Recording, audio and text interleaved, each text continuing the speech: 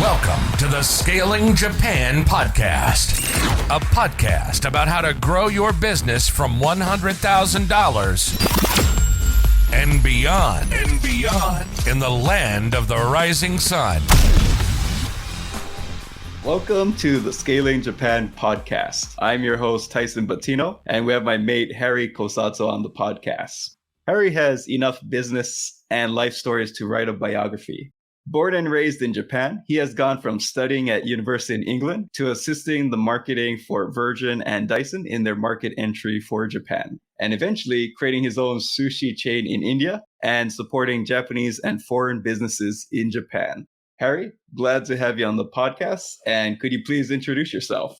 Good morning, everybody, Tyson-san, and thank you so much for having me today, ladies and gentlemen, and everybody else. Good morning. So, thank you so much for this very kind and generous introduction. Tyson, as we just spoke, I'm now stuck in quarantine in Roppongi in a nice small hotel and enjoying every minute of it because I can at least have the good food. And, in terms of introduction, yes, it's a very kind introduction, but it's very difficult to actually introduce Harry-san. People call me Harry-san because it's been actually quite a long journey. I've actually turned 50. And, I actually now live in India, but my wife and daughter live in Singapore. But, about me is that now, although most of my businesses are outside of Japan, Japan has played a very important role in my journey. And in fact, a lot of businesses have actually started from Japan. And I also help interesting businesses from Japan reach the shores of India, etc. So, it's very difficult to kind of know where to start or where to stop. But I must say that your podcast, Scaling Japan, is a very interesting one, exactly because everybody's talking about the challenges Japan is facing. Obviously, Japan has opportunities, but bigger challenges remain ahead. But then I think how it is that you think, act, and also really tell people about what you can do with Japan. I think that's the story. So that's my 3 minutes of introduction, for 2.5 minutes maybe. But thank you, Tyson-san, again. And I look forward to enjoying this conversation with you, with the many listeners. Thank you so much. Yeah, when I was preparing for this podcast, I was like, how the hell can I introduce Harry? This is going to be complicated, and I'll definitely have to consult with Harry to confirm the information because sometimes is this true? You've had a wild journey. So I guess kind of starting with the Virgin story, how did that get started and what scaling lessons did you learn helping them with their marketing in Japan? So I think one of the things about this Virgin journey was that it kind of happened by chance. And I think most of the time, things happen by chance. But at the end, in retrospect, you might think about it as destiny, as many Indians think life is destiny and flow. But, Virgin was trying a number of businesses in Japan at that time. This is the late 1990s, actually November 1998 to be exact. And I answered an advertisement that says, anybody who wants to challenge Coca-Cola and Pepsi-Cola, send your resume. Wow, this is great. This is like, what is this? So I applied because they were launching Virgin Cola. And for those of you who remember, there used to be a thing called Virgin Cola where the model Pamela Anderson was one of the sort of, brand inspirations, and a beautiful bottle shaped after the model Pamela Anderson, which was launched also in Japan. But basically, at that time, had an airline, Virgin Atlantic, which was flying to London. They also had a Virgin Megastores, which was $100 million plus business in music retailing. This is before digital music, DVDs, TVs, books, and all of that. And also Virgin Records, and as well as V2 Records, which is sort of music record business arm that Virgin was doing, run by EMI back then. So these were the kind of business, and then they want to launch Virgin Cola. And around the same time, they also want to launch Virgin Cinema. So there's a lot of things that was happening at Virgin at that time. And Richard Branson's strategy, now I should say Sir Richard Branson's strategy, was it's very important to get that correct. Was to sort of, use Virgin Cola as, obviously it was a business to itself, but it was trying to use Virgin Cola to promote the Virgin brand in Japan. So, for example, Virgin Cinemas, which is now back then was sort of a startup business, which actually became quite significant to the point that it was sold to Toho Cinemas in the year 2003. So Virgin Cinemas used Virgin Cola, for example. Virgin Atlantic also served Virgin Cola. Virgin Cola was sold in, a few 100,000 vending machines across Japan and in many convenience stores as well. So the whole idea was using the Virgin Cola, which is a challenger brand. You got these big giants, Pepsi and Coca-Cola. And you have Richard Branson on the 23rd of April, 2000, and I think it was 1999 or something, that he came out of a vending machine when the franchise partner pressed the vending machine button. And out came Richard Branson with saying, here, I'm going to challenge Coca-Cola and Pepsi. So Wow, that what was an like a amazing huge, PR stunt. yeah. So that was amazing because, I actually got a kind of pound back because it was reported worldwide from Bangkok to New York to London. And, the PR Maverick Store version is about sort of creating something bigger than life. So I was the marketing guy on the ground who was leading that Virgin Cola launch. It was amazing. I mean, maybe, Shinjuku Aruta. That's Okay, where yeah. we built the world's largest vending machine. We pressed the button in from the sort of vending machine as the plumes of smoke gave way. Richard Branson came out and I pulled him out.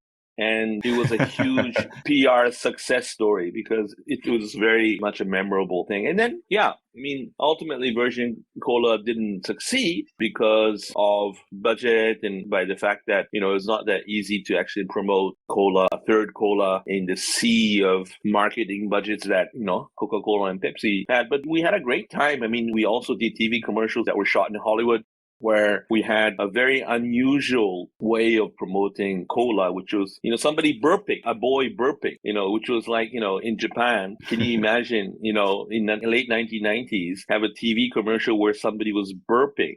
So, no, these are the kind of unconventional, very Virgin-like, iconoclastic kind of, challenger marketing ideas that we had. And we did a lot of things. We were one of the first people, I think, to support Fuji Rock Festival. We did a lot of sampling activities across Japan so that people could try Virgin Cola. So we did a lot of things and a lot of collaborations. We did crazy things like, win a Virgin flight to London for life, for 80 years or something like that. So we got a lot of attention. Oh, those are some hilarious. Like, were there any of the unconventional PR stunts other than the vending machine work very well in Japan? Well, I think that was the biggest thing that we did because that was in April 1999. And we did all sorts of different things. We tried to, support events and a lot of sort of music events and support Virgin Atlantic, Virgin, mega stores. We did a lot of things. But yeah, I think that was the biggest thing. Do you think they kind of overestimated the power of their distribution chain? So yeah, because your story is about sort of, scaling and this, I think it's very difficult to say because I think it's all about priorities, right? So what was Virgin Cola? It was a business that was supposed to be a business that was standing on its own feet, but actually it was, in Richard's mind, maybe more of a marketing support scheme to support his other businesses or to create buzz around the other Virgin brands, which was the case in other countries as well. The famous thing was he used Sensha. What is Sensha? A tank in Times Square to launch Virgin Cola or something like that. So just to answer your question, I think, distribution was obviously great that we're in vending machines across Japan. But, it wasn't enough. And, the thing is, many businesses in Japan, some fail, actually most fail, and a few survive. And I think, the other businesses that I have been involved with vis-a-vis Virgin in Japan haven't sort of maybe ultimately have remained as businesses. Because, like, for example, unfortunately, Virgin doesn't fly now to Tokyo. Virgin Megastores is no longer here because it was sold to CCC, Tsutaya, the chain. And then I think V2, I think it's still around maybe as a record label somewhere. But Virgin Records, I don't think is so active or maybe not active in Japan with EMI. And Virgin Cinemas got bought over by Toho Cinemas.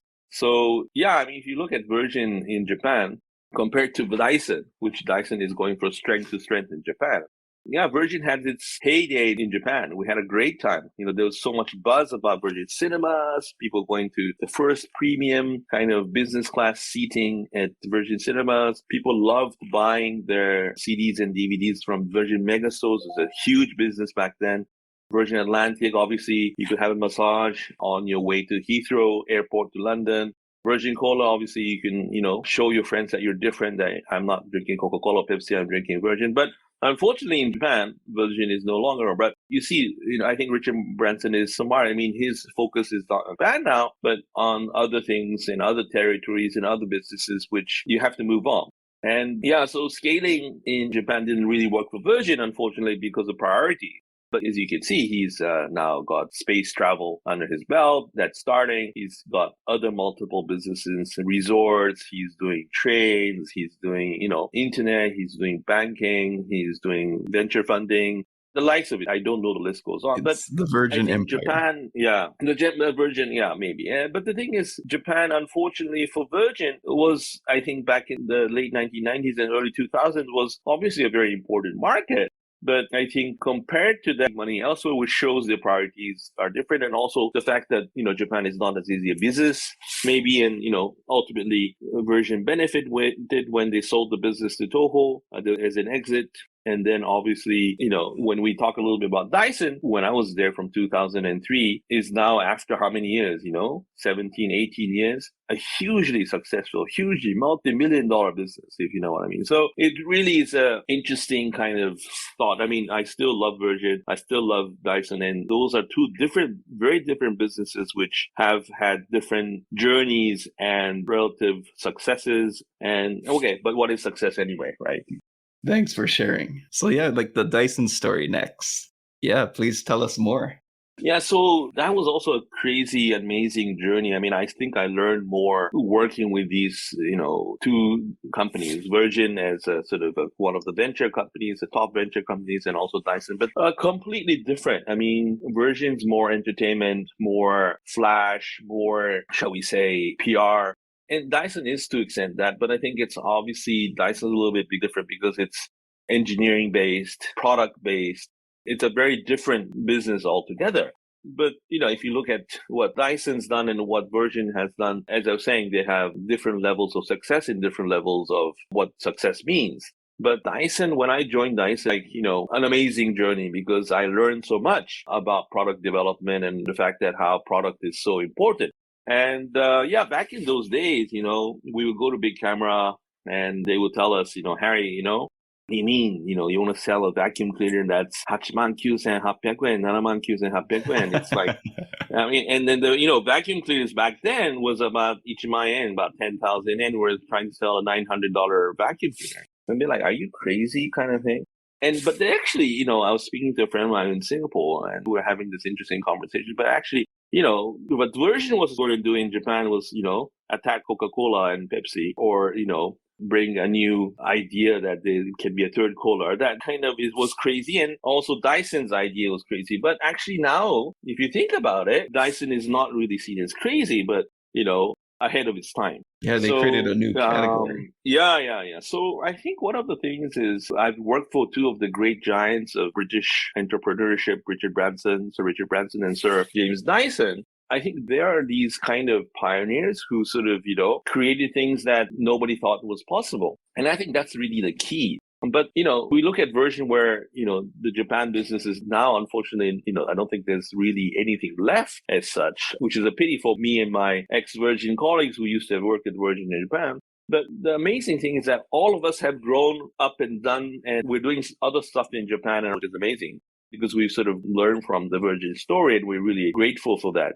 And I think we are contributing in our own small ways. But looking at it from Dyson's perspective, I think the fact that they were able to create a huge business, I think it's really ultimately because of the product and a superior product. And I think that's tremendously important in a market like Japan. And the secret actually that people really don't know is that Dyson's success is because they really send engineers to come and live in Japan and actually do the testing and, really, really understand the Japanese consumer. So the other lesser known fact is that Dyson, I think, started to benchmark their quality to Japan, that they launched the product in Japan and then they started to launch similar products in other territories like the US, the UK, Asia, etc. So I think this Japan has been for Dyson a very, very important and always been an important market, but a market which has actually helped Dyson globally. I mean, obviously engineering started out of the UK, but I think this sort of demanding Japanese consumer was a very good benchmark for Dyson to create better and more amazing product in and around the world. Wow, that's very humble of them. And I think it's a telling story because nowadays there's a lot more information on strategy for how to scale your company. And usually one of the steps is you have to find product market fit. Then you move on to a go-to-market strategy. So that's very keen of them to focus. I mean, they already had a great product, but they tried to find the product market fit in Japan before they started scaling with their go-to-market strategy. It was an amazing launch, and I think it's one of the things a lot of people ask me. It was like, oh, why are you resigning as marketing, manager of Dyson and going to India? Are you crazy? Yes, and I was crazy. Oh, yeah. Tell us more about the next stage, India. Like what you're listening to and ready to scale your company? Let Tyson coach you and your team to make the jump. You can find more information about our coaching and advisory services at www.scalingyourcompany.com. Now, back to our podcast. So I think because this podcast is about sort of scaling in Japan, I think, I talked a little bit about the fact that Virgin is no longer here. Dyson is still very much here in Japan and obviously across Asia, Europe, and America, and doing very, very well. But I think as an entrepreneur, and I failed a lot of times, many, many times, and I'm sort of so grateful to people who have really helped me along the journey.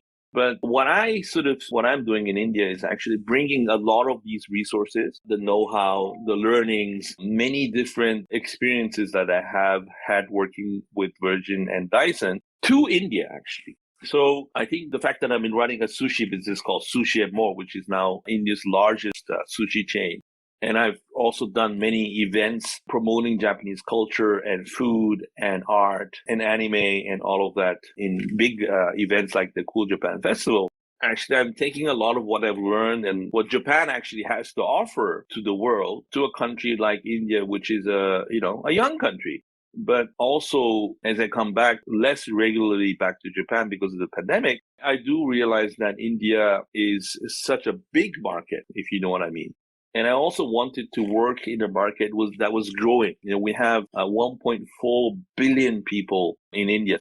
So Japan is shrinking and India is growing. And for me, what was amazing and what has been amazing and what will be amazing is that I'm part of the growth. We have a business which is in the delivery business of sushi as well as a takeout business in sushi. And we're the largest sushi in India with only 8 outlets. And we believe that we've just celebrated 10 years. But in the next 10 years, I was thinking, okay, going from 8 stores to maybe 100 stores. And an Indian investor laughed at me and said, Harry, that's what's your problem. You should not be thinking about 100 stores. Let's think about 450 stores. That's the sort of growth potential of India. So my journey has started from, say, when I was a student in Japan in an international school, went to London, Oxford, did my sort of tax journey at Arthur Andersen, which is now Accenture, and then did a business in Bangkok with my wife now, my partner then, and then coming back to Japan, Virgin, Dyson, and then India. And now I feel as though, the journey in India has only happened because of Japan. And now I'm looking right now to see if we can bring more things from Japan to India and maybe in the future bring things from India to Japan and scale that too, because there's so many things in India which is still not in Japan.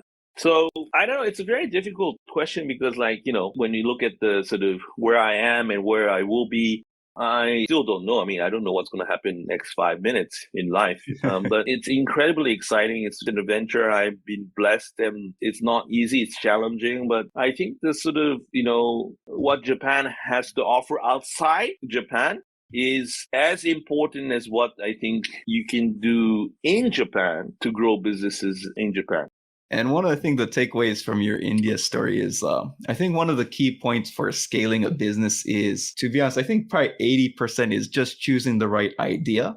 And I think a lot of people really, or they get enamored with some idea and they jump into it too quickly. But I like about your India story is that India is a growing market. It's growing fast. There's a lot of opportunity. And so because there's a lot of opportunity and because it's a new market, you can introduce things that's worked in other places. There's so much potential there to create a business that can scale really quickly because it's a scalable idea. True. That's a very, very valid point. And yeah, so I think that's just so for the listeners, that's something I see commonly is people consult with me. I want to scale my business, but sometimes it's actually your business idea is not that scalable. Sometimes avoiding to jump into an idea too quickly and just waiting for the right idea to come for that. But I think it's, if you look at Virgin also, Virgin Cola is scalable. I mean, I think if we still had stuck at it in Japan, I think it could still be doing well. So it's very difficult where obviously what you choose, which is your point, but then if you really wanted to scale, how much are you willing to bleed or to persist, to keep going until it kind of scaled? Gotcha. Yeah, because I mean, for some of the listeners, I think there will be some country managers, foreign firms who's in charge of the market entry. I'm sure. Actually, I guess with the Virgin and Dyson story, I think one challenge that country managers have is that they really need to find, I guess, great talent to help them do the market entry in Japan. And I guess in your case, do you have any advice for them on how to attract excellent staff to help them with their market entry? Yeah, I mean, it's a very good point. I mean, I've just been thinking as you asked the question, because I think Japan is an incredibly difficult market. But I say this because we're working with people who are working in 100 different markets. Every market is very difficult, whether it's Japan, whether it's India, whether it's France, whether it's Myanmar, whether it's China, whatever the case may be. Everything has its own challenges. But I mean, two things really. I mean, one of the realities of the situation is that, unfortunately, Tyson-san, that I think maybe this is not negative, but just to paint the picture, is that compared to 10, 20 years ago, I think, especially when we look at the foreign talent pool, there's less talent there used to be, I would think, in terms of I mean, there's still a lot of amazing talent, so don't get me wrong. But if you look at the global where people are, the people I'm working with in India, for example, versus the people I find here in Japan. There are still some amazing people in Japan, but there's a huge lot of talent that are going to India, for example, or going to South America, or going to, I don't know, the US, the UK. So I think general managers, country managers who are in Japan will have significant challenges of finding, I think talent maybe that used to be available, especially foreign talent, who will be able to help them. Now, that being said, the good positive thing that I've noticed in the last 10 years is that there's so much better Japanese talent who have been able to upgrade their skills, have experience overseas or in foreign companies in Japan. There's a lot of good talent on that basis. To find those people, it's obviously finding maybe a recruiting partner or some sort of, scheme where you have a steady flow of good people coming in. But actually, it's building that culture, right? To be able to sort of innovate and to be able to sort of bring new ideas and new paradigm shifts to people's understandings and really, really impact the market and the world, which, as managers know, it's all about culture, I think, to build a culture for that change, for that sort of, huge success, if I may say. But the other thing I wanted to say is that running a business in Japan, I think, may be comparatively more difficult now than compared to 10, 20 years ago. And I think I would have to say that it's actually, now I look at Japan, not as so much as a destination market, but actually when you look at maybe global businesses as a market from where you can grow from, which is what I was trying to tell you about the sort of Harry to India journey, where he's taking stuff, Harry-san's taking stuff, I'm taking stuff from here to India or beyond, if you know what I mean. I mean, it's a really tough one because it's still a very, rich market. I think GDP-wise, Japan is still number 3. There's so much money to be made in Japan. There's so much wealth in Japan. The overall standard of living is great. But, there are mixed signals regarding talent, upgrading talent, Japanese talent. Maybe there's great foreign talent, but it's not as much because, you might be paid more outside of Japan, or, they might have better opportunities in India or say Singapore or say Russia. So there's mixed signals on that sort of, HR front. And as I said, the potential for scaling in Japan still exists for the right product and the right company and the right team. But, the world has changed so much where, I'm stuck in a hotel in Roppongi.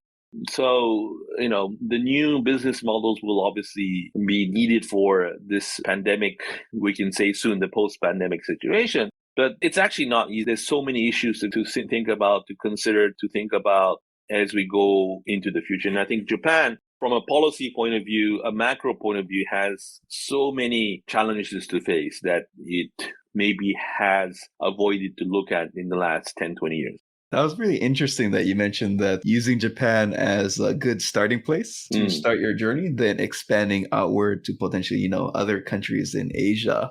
And I'm curious though, like if a company succeeds in Japan, does it have any type of, I guess, credibility when moving outwards, or how is that? Yeah, that's a very more? good question. Yeah, so I think there was a similar interview or some question I answered, like somebody was saying about, does Japan success? Oh, no, I remember a friend of mine who is working in India who's offered the opportunity to work in Japan.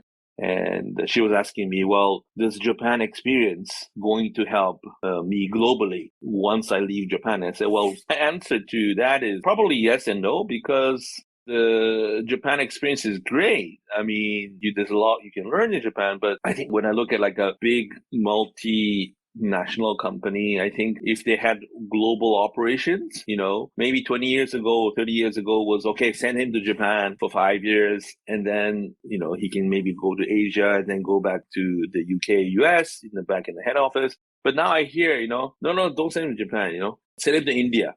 5 years or so, and then, send him to maybe Japan for a few years, and then kind of send him back to the. So this, in a sense, is the sort of global kind of, from 100 kilometers above, these people who are, moving resources and people, they're thinking, there's much more to learn outside of Japan than Japan. But that doesn't mean that the Japan experience is not necessary. I think it's a very important place where you can learn a lot. And I'm sure engineers out of Dyson are spending more and more time in Japan. But as you know, they have a huge base in Singapore right now. The world is changing, it used to be that Japan may have been the place for inspiration. It still is, I mean, if you look at people like Apple, Steve Jobs, who came to Japan, there's sort of Japan has so much to offer in terms of inspiration, still does, innovation, ideas, it's a completely amazing culture and a country and a market also where you can see so many amazing things that, Japan is in many ways so ahead of its time. But at the same time, there is so much to learn from to Africa or living in Singapore or living in India or elsewhere. Thanks for sharing that. And I guess my last question would be, do you have any other advice for foreign business owners in Japan? Maybe some unconventional advice? Any tips to leave on? I'm not very good at advice, but I would say that comment is that look outside of Japan. A little bit kind of a cryptic answer maybe, but it's like, what do you mean? I'm a country manager in Japan and you're saying, look outside of Japan. But I don't know. I think it's either who the listeners are. Are they kind of multinational, national heads, or maybe they're entrepreneurs? I would say the target audience, I guess this question would be designed for as a foreigner, they have a business, maybe they have like 2 employees. Right. Yeah, then as I've said, that really holds true of what I'm trying to say is that trying to use what you've learned or what you're learning or what you have built, service-wise, product-wise, or both, and trying to see if you can use that to a different, bigger market. Because the world's a big place. In Japan's 126 million people. There's 1.4 billion people in India. There's, X number of, it's a huge world, And I would recommend that because I feel it's great coming back to sushi, eating sushi in Japan. But I find that I take inspiration and a lot of energy from here in Japan back to India. And I think there's much more potential out there than just concentrating on Japan as a market. I think that's excellent feedback. And I think for most business owners, there's going to reach a point where the amount of time and investment that you'd put into Japan after establishing yourself, your growth speed will start to slow down. And you will have to consider other opportunities or other markets to continually grow and scale your company. Yeah, So that I is agree. some excellent advice. Welcome to the end of the podcast. We appreciate you listening to the end of this Scaling Japan episode. And if you would like more great episodes on scaling your business in Japan, please check out www.scalingyourcompany.com/podcast.